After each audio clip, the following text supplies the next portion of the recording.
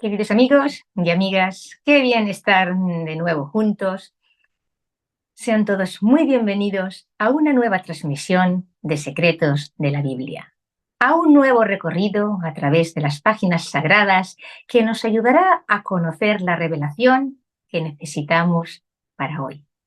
Nos acompaña el pastor José Luis Pérez para presentarnos con detalle el recorrido de Jesús en el plan de la redención, porque la redención no es un evento, es un proceso, una serie de etapas que comienza con una decisión fundamentada en el amor de Dios hacia sus criaturas, una ejecución y una terminación tan perfecta y gloriosa como lo es nuestro Creador y Redentor Jesucristo, que nos va a exponer el pastor José Luis, que está con nosotros, con el tema Siguiendo a Jesús a través del santuario. Le damos la bienvenida. Buenas tardes, querido José Luis. Hola Amelia, buenas tardes. Qué bueno estar aquí nuevamente contigo compartiendo esta sala para aprender, obviamente, de un secreto más de la Biblia que nos puede enriquecer hoy también nuestra vida espiritual. Y eso es lo que vamos a estudiar en esta noche. Claro que sí, porque desde la revelación de la palabra de Dios, esperamos que hoy nos transmitas, siguiendo el mapa del santuario, dónde está Jesús en estos momentos, para saber dónde encontrarlo y no ir a buscarlo en un tramo o periodo por el que ya pasó y que ya no está. Y no nos quedemos chasqueados y privados de toda la luz que necesitamos tener para afrontar estos momentos de la historia que nos ha tocado vivir. Así que, pastor, toma libremente la palabra y exponnos este tema que ya estamos deseosos de escuchar. Muchas gracias Amelia por las palabras introductorias que has tenido en este momento.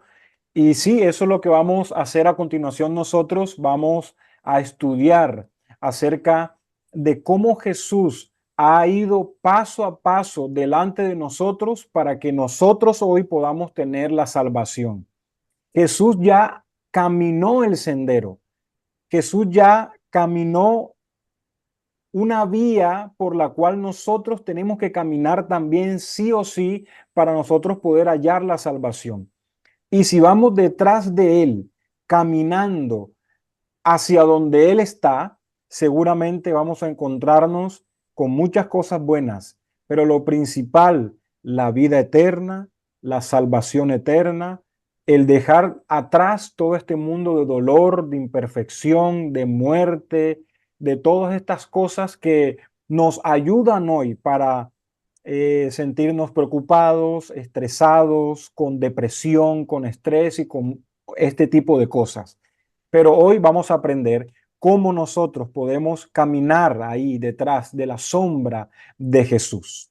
Y me gustaría comenzar, voy a compartir aquí mi pantalla para comenzar haciendo una pregunta interesante. Esa pregunta es, eh, ¿te has preguntado, no sé si tú alguna vez te has preguntado, ¿para qué mandó Dios a construir un santuario a Moisés si él podía habitar en medio de ellos sin una estructura física allí construida? Porque tú y yo creemos hoy que Jesús habita con nosotros. Dice la Biblia o dice la palabra de Dios que Jesús estará con nosotros todos los días hasta el fin del mundo. Y si Jesús está con nosotros, ¿por qué hoy no hay algo construido para saber que allí se manifiesta la presencia de Dios? ¿Por qué tuvo que Moisés subir al monte Sinaí y Dios darle una revelación en ese monte de lo que ellos deberían hacer como un prototipo de lo que ya existía en el cielo, y que les iba a recordar a ellos todo el paso a paso que en el futuro iba a ser alguien llamado el Mesías? A través de esta miniatura, Dios le enseñó a Moisés el plan que tuvo para salvar a la humanidad y para que todos nosotros volvamos a Él. Porque la intención de Jesús nunca fue estar separados. La intención de Jesús siempre fue estar en medio de nosotros, estar en medio nuestro. Y por eso, como introducción, me gustaría hablar sobre el texto base con el cual nos vamos a referir a toda esta serie, porque para llegar a ese punto donde Amelia nos introdujo, ¿dónde está Jesús ahora? Debemos seguirlo a través del paso a paso que Él mismo hizo para nosotros poder hallarlo a Él, y si lo hallamos a Él, hallamos la salvación. Entonces, la pregunta aquí sería, ¿cuándo comenzó a funcionar el santuario o el sistema del santuario para el pueblo de Israel? Aquí en Éxodo capítulo 25, versículo 8, leemos: me erigirán un santuario y habitaré en medio de ellos. Fueron las palabras de Dios dadas a Moisés en el Sinaí, diciéndole: mira, el pueblo tiene que construir un santuario, tiene que construir un tabernáculo, tiene que construir un edificio físico para yo poder habitar en medio de ellos. Y ahora hay algo interesante aquí, porque la palabra habitar, que es un verbo, en hebreo es shakán. Esa palabra es interesante porque da la idea de que alguien quiere morar con otra persona en un lugar físico. Y quiero dejar esa palabra ahí como ahí entre aguas esperando, porque al final vamos a retomarla para ver otro concepto interesante de lo que Jesús hizo cuando vino a esta tierra. Así que la respuesta a la pregunta inicial, ¿cuándo comenzó el santuario? Podemos citar ese texto bíblico y es una realidad que el santuario comenzó allí. Pero si recabamos un poco más hondo, si ahí cavamos un poquito más el hoyo y vamos más a profundidad, cuando Dios creó a la raza humana, a Adán y a Eva, los puso, dice, ellos vivían en la tierra normal como la tenemos tú y yo hoy. Estaban viviendo allí en un mundo perfecto, sin problemas, sin nada, pero en un momento del tiempo que no nos dice cuándo, el capítulo 2 de Génesis lo deja claro, Dios viene y planta un jardín en un lugar llamado Edén. Y eso es una confusión que tenemos como cristianos. El jardín del Edén, y está mal dicho, es el jardín de el Edén, porque fue un lugar que Dios estipuló. Edén significa reposo, delicia. O sea, Dios plantó ese jardín que se llamaba no Edén, se llamaba el huerto de Dios, el monte santo. Dios lo plantó para que el hombre y la mujer vivieran allí y pudieran desarrollarse como pareja, desarrollarse como familia, y la estructura de ese jardín era exactamente igual a la del santuario que el mismo Dios le mandó a construir a Moisés. De hecho, las palabras, el género, la literatura del jardín del Edén tiene mucha similitud con las palabras de cuando Dios le manda a Moisés para que construyan el santuario, la vestimenta de los sacerdotes, los lados del santuario. Todo tenía que ver mucho con el Edén, con el jardín, con el huerto que Dios había plantado para Adán y Eva. Así que no solamente se remonta al principio de este mundo, porque si nosotros leemos en Edén, en el huerto de Dios estuviste, tú querubín grande, protector, en el santo monte de Dios yo te puse. Eso está en Ezequiel 28. Y recordemos que allí cuando crean a Lucifer, ya lo crean en un lugar llamado Edén, en el huerto de Dios, el santo monte de Dios. Quiere decir que el Edén no solamente inició en la tierra, sino que fue un lugar que ya estaba en el cielo y que en algún momento Dios lo planta en la tierra. Entonces, en ese Edén, donde la pareja allí al oriente puso allí al hombre que había formado en Génesis capítulo 2 versículo 8, ahí Jesús bajaba, Jesús hablaba con ellos, Jesús los instruía, Jesús les enseñaba, Jesús, como dice Éxodo 25, Jesús habitaba con ellos todo el tiempo en ese jardín.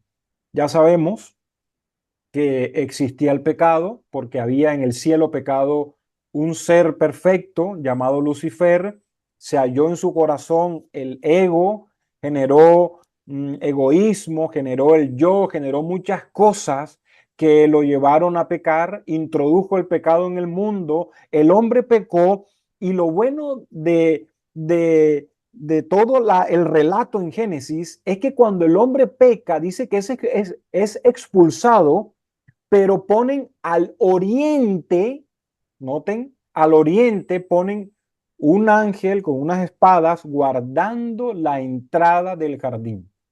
Entonces yo me pregunto, si el jardín tenía entrada, no era un lugar abierto, no era un lugar donde cualquiera por los lados podía entrar. Era un lugar cerrado que tenía una puerta y la puerta quedaba al oriente, en el oriente. Tengan ese concepto también allí porque justo más adelante vamos a ver sobre ese concepto.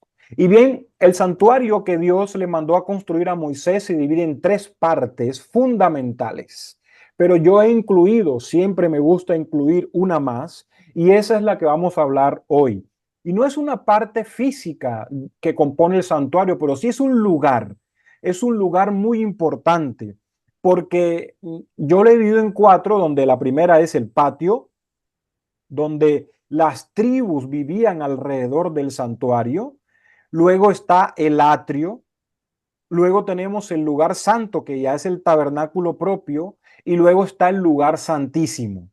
Todo tenía una connotación especial. No fue construido al azar, como que hace eso y ustedes verán cómo se arreglan allí. No, fue construido con un orden lógico, con un orden específico. La primera ley del cielo es el orden, recordemos. Así que todo era bien ordenado específicamente para el servicio de Dios. Pero el santuario que fue construido por Moisés tenía un patio donde la gente vivía y normalmente allí se congregaba el pueblo alrededor del santuario y el centro de ese lugar era el santuario. Y eso nos da la idea obviamente de Éxodo 25:8, porque dice, y habitaré en medio de ellos.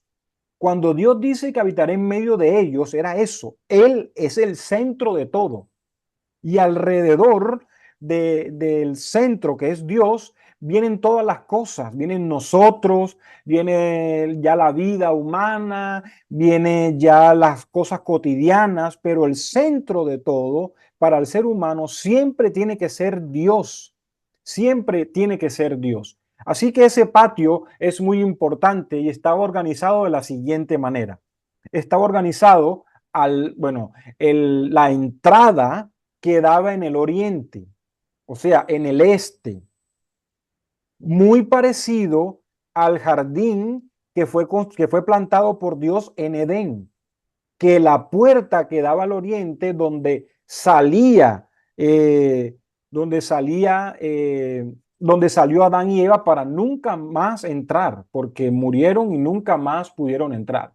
Así que en el este estaba la puerta del santuario y se congregaban las tribus de Judá, Isaacar y Zabulón. En el libro de Números tenemos el capítulo 3 y el capítulo 4, tenemos la distribución de todas esas tribus, tenían un orden específico y siempre debían colocarse de la misma forma.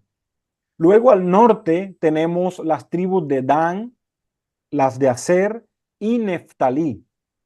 Al sur tenemos a Rubén, Gad y Simeón, y al oeste tenemos a Efraín, Benjamín y Manasés.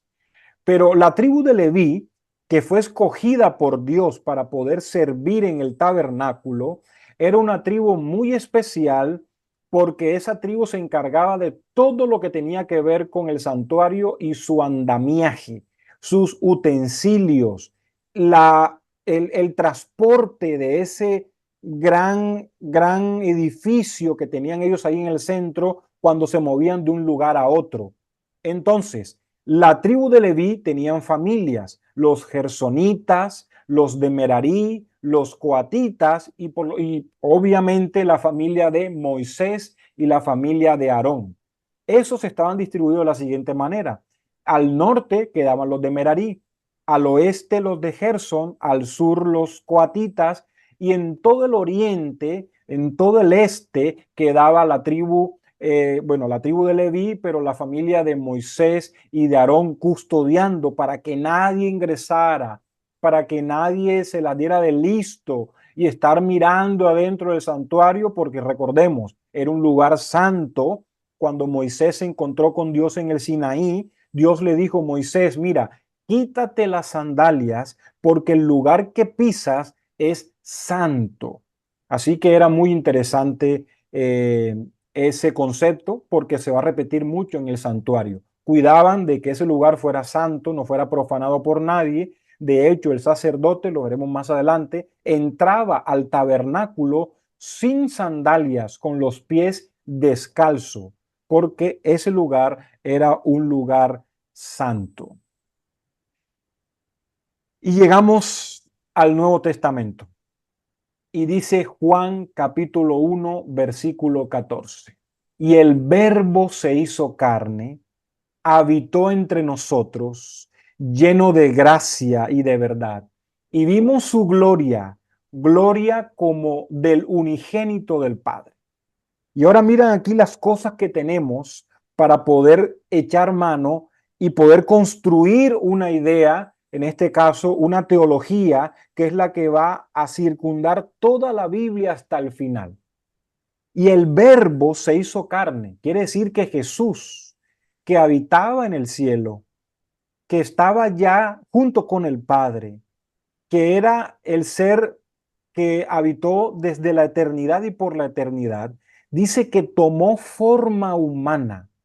El envase que él utilizó para poder venir a la tierra fue el instrumento humano. Y él se metió en un cuerpo humano y dice, y habitó entre nosotros. Es un verbo en aoristo, quiere decir en pasado, pero el verbo es que no.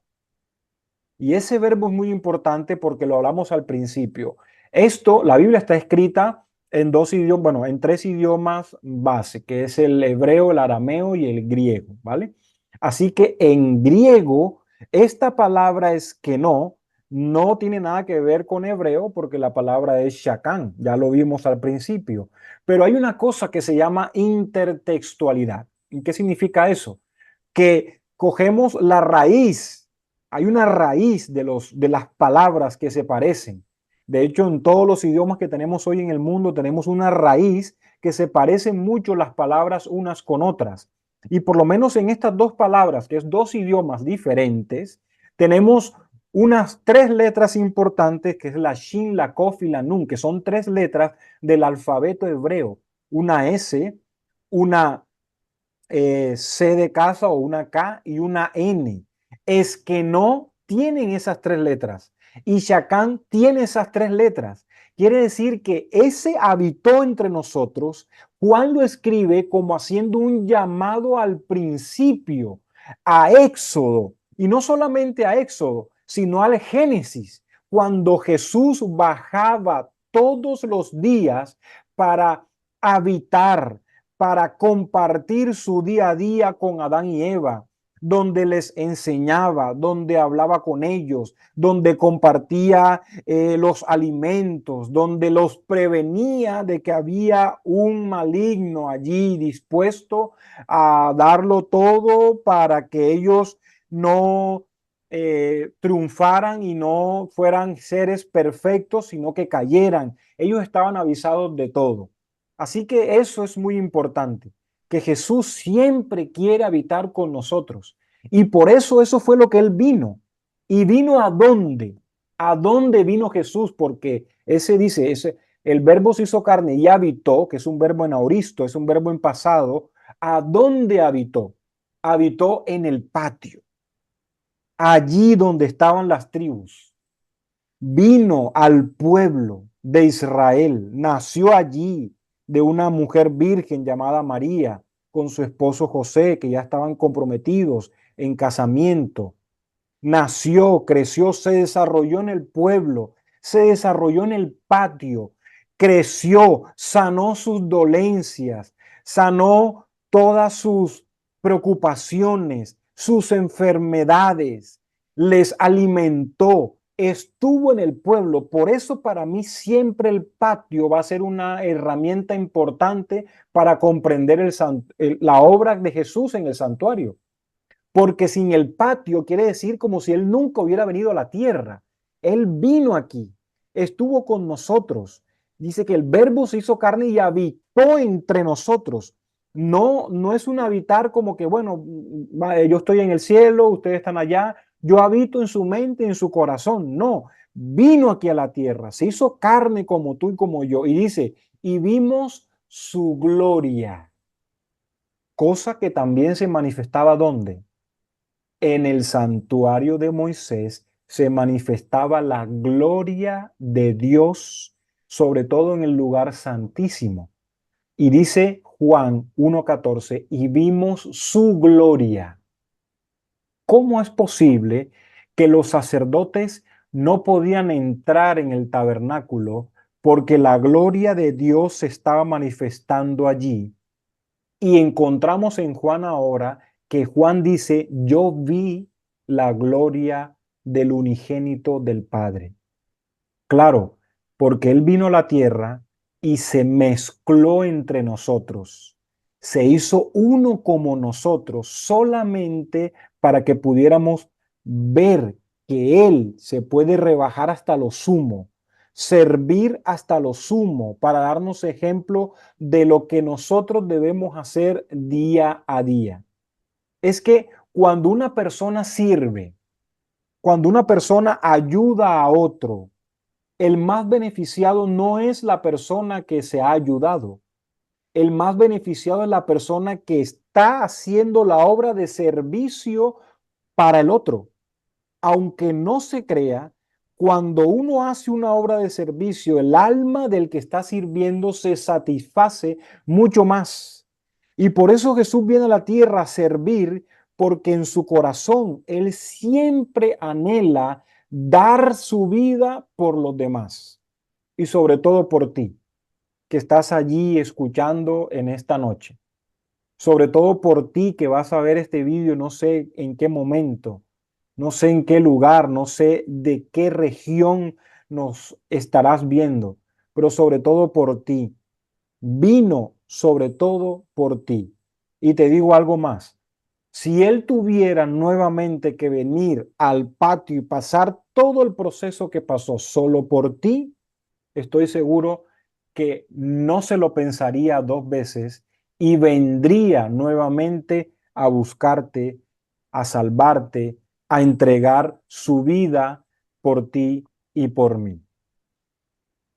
Juan capítulo 3, versículo 16 es un texto maravilloso y capital que nos ayuda a entender la obra que hizo Jesús. Y dice, de tal manera amó Dios a este mundo que envió a su Hijo unigénito. ¿A dónde? Al patio donde las tribus se organizaban, donde estaba el pecador. Él no se quedó en el tabernáculo, yo los ayudo desde allá arriba. No, él se mezcló con el pecador. Allí estuvo, que los fariseos le decían, mira, este come con publicanos y pecadores. Este quién es que come con ese tipo de gente. Él se mezcló con la gente que vivía en el patio. Y dice, de tal manera amó Dios al mundo que dio a su Hijo unigénito para que todo aquel que en él crea no se pierda, sino que tenga vida eterna. La obra de Jesús en el patio no es una obra menor. La obra de Jesús en el patio tiene una trascendencia muchísimo más de lo que tú y yo creemos. Porque si Jesús no hubiera venido al patio a morar con la gente, a morar con el pecador, con el adúltero, recordamos que hubo una mujer adúltera por allí, con el leproso, hubo sanaciones de leprosos, bueno, uno se volvió a darle gracias, los otros no. Se mezcló con los publicanos, que eran judíos, pero que se volteaban para los romanos para poder cobrar y tener dinero, y eran odiados por el pueblo. Se mezcló con todo lo vil y terrible de este mundo, solamente porque él quería darnos a entender que el amor de Él sobrepasa cualquier cosa, cualquier situación de la vida humana, cualquier persona, por más bajo que haya caído, el amor de Dios allí llega para entonces poder salvarlo. El patio es una herramienta indispensable para poder entender lo que estudiaremos sin duda más adelante. En el atrio, donde Jesús también sigue haciendo una obra que ocurrió ya en el pasado, porque no tenemos santuario hoy, ya eso lo hizo en el pasado. Y vamos avanzando poco a poco, y ahí, como dijo Amelia, poco a poco para llegar a donde Jesús está hoy, haciendo un trabajo por ti y por mí para retornar a la tierra y venir a buscarnos por segunda vez. Así que te deseo mucho que Dios te bendiga en esta noche. Te deseo mucho que puedas encontrar en Él lo que satisface tu alma. Te deseo mucho que en esta noche tú puedas dormir en paz y en tranquilidad, porque solo Jesús nos puede ayudar a vivir confiados. Y te deseo mucho que el vacío existencial que tiene el ser humano, que siempre busca llenarlo con dinero, con fama, con riquezas, con tantas cosas que creemos que eso nos llena, hoy te digo que ese vacío solo lo puede llenar Jesús. Ese vacío es del tamaño justo y necesario de Él. No cabe más nada allí. Todo queda inconforme llenándose en ese hueco existencial.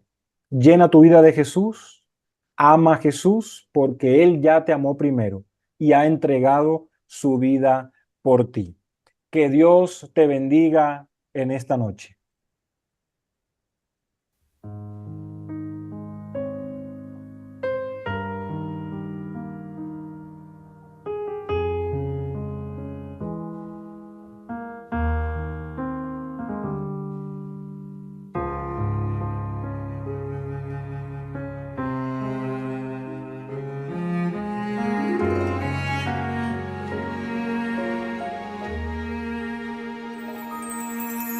Vi a mi Jesús postrado ante el altar. Allí intercedía por la humanidad. Sus manos clavadas le mostraba al Padre que allí presente estaba. Le decía: yo morí por todo aquel que decida serme fiel. ¡Oh, qué amor! El que muestra a mi Jesús en el santuario. Su vida dio por borrar mis pecados, cumpliendo así el plan de redención. Levantemos hoy nuestra vista a la puerta del santuario. luz de su gloria está brillando. ¿Quién más quiere salvar al pecador?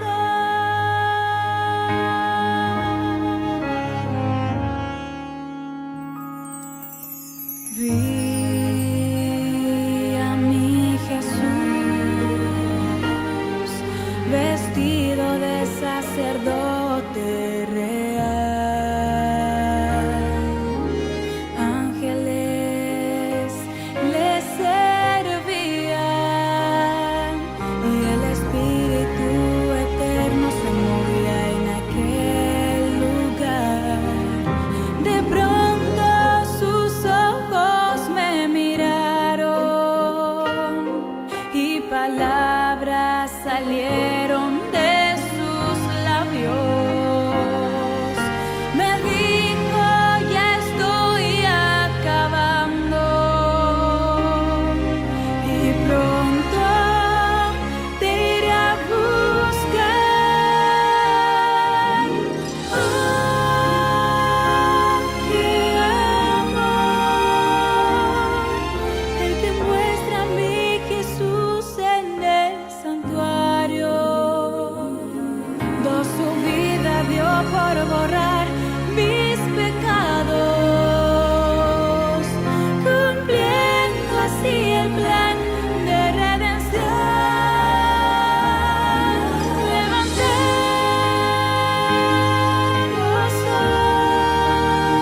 hoy nuestra vista a la puerta del santuario. La luz de su gloria está brillando. ¿Quién más quiere salvar al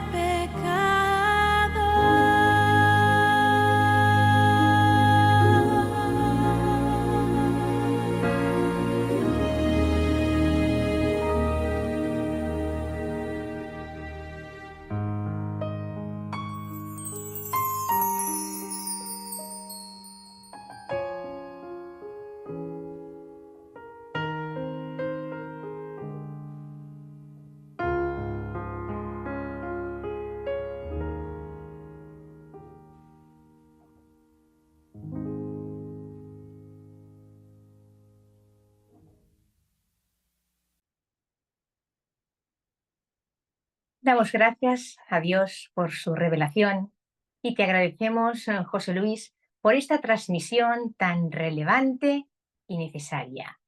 Y en base a esta información tan generosa que hemos recibido, y para que se quede la esencia del mensaje bien grabado en nuestra mente, quiero hacerte una pregunta que estoy deseando tú nos respondas antes de que cierres la reflexión con una oración.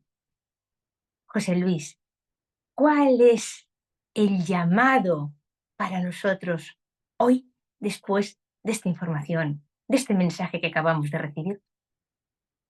Claro que sí, Amelia. Mira, es importante nosotros hoy entender cuál es la obra que Jesús hizo y está haciendo por nosotros.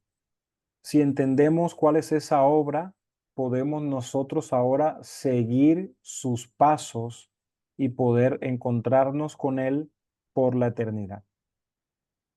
Sí. ¿Puede despedirnos con una oración? Así será. Bendito Dios y Padre que estás en los cielos, Señor, gracias te damos porque hoy tu palabra sigue siendo viva y eficaz y tu palabra hoy, Señor, nos enseña, nos redarguye, nos instruye, nos ayuda a entender, Señor, que hay un plan de salvación creado solamente para nosotros y que nosotros, Señor, podemos dar un paso hacia adelante para decir, yo quiero pertenecer a ese plan de salvación porque quiero vivir una eternidad al lado de Jesús, al lado de aquel que dio su vida por mí. Bendícenos en esta noche, danos un resto de semana feliz, que podamos estar en paz, en tranquilidad, y que el Espíritu Santo more en nuestros corazones y nos ayude a tomar las mejores decisiones en esta semana. Te lo pedimos en el nombre de Jesús. Amén. Amén. Amén. Pues muchas gracias, José Luis, por tu participación y te esperamos pronto para aprender más. Nos vemos pronto. Chao, Y, chao, Amelia. y muy bien, queridos amigos, ha llegado el momento de los anuncios y quiero recordarles que no se olviden de poner todas sus preguntas, sus dudas y sus impresiones en la dirección de email que yo les recuerdo, salvacioncompartida@gmail.com. También pueden expresarse sus ideas, sus inquietudes que les causen los temas que vamos presentando en el apartado de comentarios, porque agradeceremos mucho que compartan todas sus impresiones porque van a ser de gran ayuda e interés para todos. Y no se olviden que pueden, si lo desean, pedirnos a esta misma dirección de email, salvacioncompartida@gmail.com, Biblias y otros libros de interés que tienen a su disposición totalmente gratuitos. Y bueno, queridos amigos, hasta aquí hemos llegado al final de nuestra transmisión. Queremos agradecerles de todo corazón a todos los que han estado ahí por su compañía y por descubrir con nosotros más secretos de la Biblia. Dios los bendiga y pronto estaremos de nuevo con todos ustedes para recibir temas relevantes. Nos vemos.